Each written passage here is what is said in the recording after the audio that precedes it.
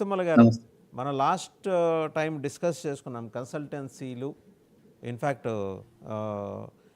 మీకు కూడా మీ మిత్రుల నుంచి సంక్షిప్త సందేశాలు అందినాయి. కిరణ్ తుమ్మల గారు, మీరు దాని మీద మాట్లాడండి, మీకు అపారమైన కమాండ్ ఉంది ఆ సబ్జెక్ట్ మీద. ముందర అదే స్టార్ట్ చేద్దాం. కన్సల్టెన్సీలు ఎలా కొంప ముంచుతున్నాయి, ఎలా మన దేశ ప్రతిష్టని అమెరికాలో మసక బారేలా చేస్తున్నాయి? సార్ అంటే కన్సల్టింగ్ కంపెనీలు అనేవి ఇప్పుడు కొత్తగా వచ్చినవి కాదండి ఇవి. అంటే దగ్గర దగ్గర 2000 సంవత్సరంలో ఎప్పుడైతే అమెరికాలో H1B స్టార్ట్ అయ్యి అమెరికన్ కంపెనీల చేతుల్లో నుంచి H1Bలు అనేవి కన్సల్టింగ్ కంపెనీలు కూడా తయారు చేసుకోవచ్చు.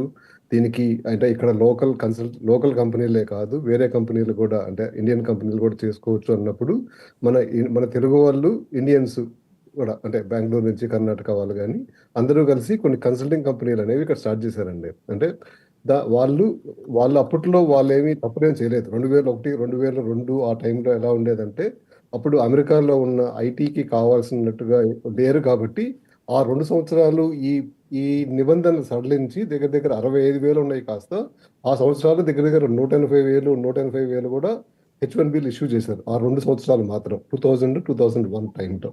నేను కూడా అన్‌ఫార్చునేట్‌లీ అదే టైంలో వచ్చాను. సో, ఆ బెనిఫిట్ తీసుకున్నోడినే. సో, అలా ఇండియన్ కన్సల్టింగ్ కంపెనీలు అనేవి పెరిగినాయి సార్. అప్పట్లో ఇండియన్ కన్సల్టింగ్ కంపెనీలు ఏంటంటే కొంచెం బాధ్యతాయుతంగా మన మన పిల్లలకి ఇక్కడ ఉద్యోగాలు ఇప్పించటాలు అవి చేసేవి.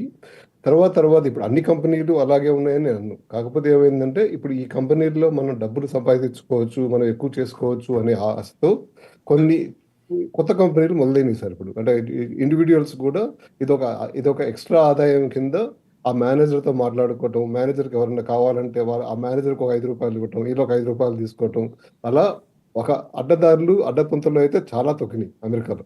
అంటే దీన్ని అన్‌ఫార్చునేట్‌గా ఇది ప్రతి చోట ఉండేదే. ఇది ఇప్పుడు కొత్తగా మనకి ఇండియన్ కన్సల్టింగ్ కంపెనీలో ఆపర్చునిటీ వచ్చింది కాబట్టి మనోళ్ళు చేస్తున్నారు తప్ప, ఇది ఇది దగ్గర దగ్గర రోమన్ సివిలైజేషన్ నుంచి మన మన బానిసత్వం దగ్గర నుంచి చూసుకున్నా గూడా ఎప్పుడూ ఇది ఉండేది. సో, దీంట్లో పెద్దగా మనం అంటే ఇప్పుడు చట్టాలు మార్చినందువల్ల పెద్ద మార్పులొస్తాయని నేను అనుకోను. అంటే రావాలి అనంటే అసలు కన్సల్టింగ్ కంపెనీలు అనే వాటికి దేనికి కూడా H1బీలు ఇవ్వము అనేసి ఒక రూల్ పెట్టుకుంటే తప్ప ఇది మారదు.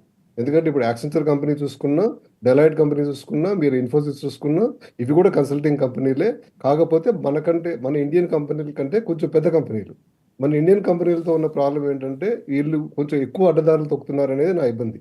అంటే అడ్డదారులంటే ఇప్పుడు 19 ఏళ్ళు, 20 ఏళ్ళకి ఇక్కడ ఎంఎస్ చదవడానికి వచ్చిన పిల్లాడికి కూడా 6 ఏళ్ల ఎక్స్‌పీరియన్స్‌లు, 7 ఏళ్ల ఎక్స్‌పీరియన్స్‌లు చూపించుకుంటూ ఒక ఫేక్ ఎక్స్‌పీరియన్సు, అవసరమైతే ఆ అబ్బాయికి ఏజ్ పెరిగేటట్టుగా అంటే ఆఖరికి దొంగ డ్రైవింగ్ లైసెన్స్‌లు కూడా చేపిచ్చే స్థాయికి పెరిగిపోయి, అంటే ఒక రకమైన గవర్నమెంట్ డాక్యుమెంట్లు ఇవి. ఈ గవర్నమెంట్ డాక్యుమెంట్‌లని మనం ఫోర్జరీ చేయకూడదు అనే ఆలోచన కూడా లేకుండా చాలా చాలా అడ్డదారులు, అడ్డపుంతలు తొక్కుతున్నారు.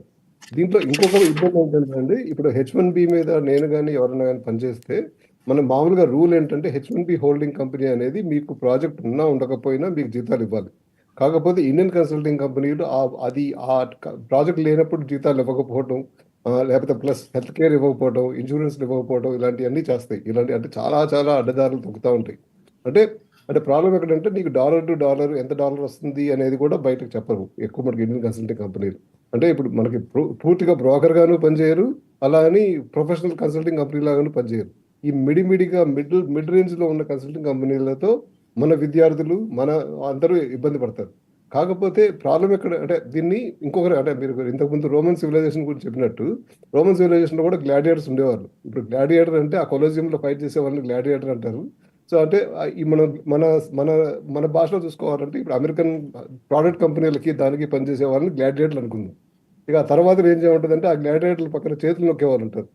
ఇవి మన ఇండియన్ కన్సల్టింగ్ కంపెనీలు ఇట్లా ఇలా ఈ కొంచెం ప్రొఫెషనల్‌గా నడిచే ఇండియన్ కన్సల్టింగ్ కంపెనీల దగ్గర ఆళ్ళనుకోవచ్చు. ఎందుకంటే ఆళ్ళకి అంటే గ్లాడియేటర్ అంత అంత బెనిఫిట్ ఉండదు. కాకపోతే కొంత బెనిఫిట్ ఉంటది. ఇంకా థర్డ్ స్టిల్ రేట్ అంటే అంటే అసలు నాకు ఒక ప్రశ్న అండి, కిరణ్ తుమ్మల గారు. ఇంకా సార్ ఈ అంటే మీరన్నట్టు నేను అన్ని కంపెనీలని నేను వేలెత్తి చూపించట్లేదు. But there are some companies, certain companies, consultancies, వాళ్ళు ఇంకా ఇటువంటి అరాచకపు వ్యవహారాల్లో ఇన్వాల్వ్ అయి ఉన్నారా? అవసరం ఉన్న